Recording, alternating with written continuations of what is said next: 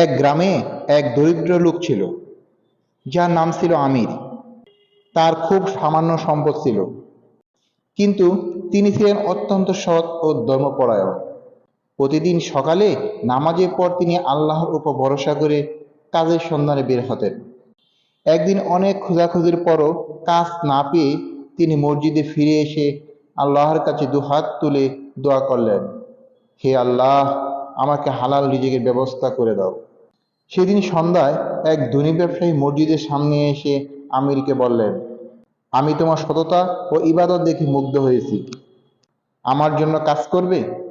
আমির বিনম্রভাবে সম্মতি দিলেন। কিছুদিনের মধ্যে তিনি নিজের শ্রম ও আল্লাহর রহমতে সচ্ছল হয়ে উঠলেন।